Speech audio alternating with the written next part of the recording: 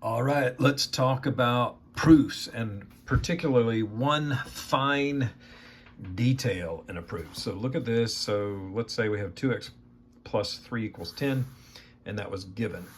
And then the very next step goes like this. So look at this, and look at this. So we're trying to come up with this reason, pretend like that's not there, pretend like you don't know what that is. So this was given, and the very next step is this. So analyze this. What do you think happened from here to there? Well, hopefully you realize that it looks like they subtracted 3 from both sides. If you subtract 3 here, you get 2x. And if you subtract 3 here, you get 7. So it looks like that's what they did. They subtracted 3 from both sides. So the question is, what's the reason for that? Now, you may be tempted to put simplification or simplify, because they did simplify. And you might be tempted to put subtraction because they did subtract.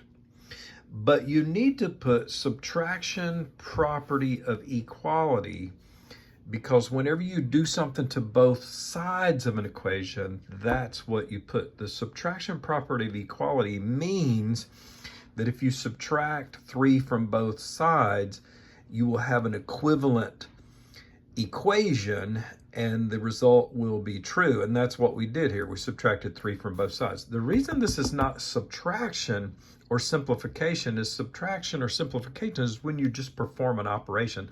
Like if you did 8 minus 3 and got 5, and that was all on one side of the equal sign. Same thing with simplification. Simplification or simplify is kind of a generic way of saying I added, subtracted, multiplied, or divided.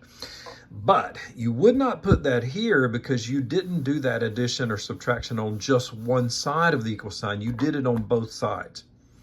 So therefore you need subtraction property of equality. I hope this makes sense. If it didn't, comment and perhaps we can talk about it a little further. I want you to understand the distinction here. Also, in the comments, put any questions you'd like for me to solve on video. See ya.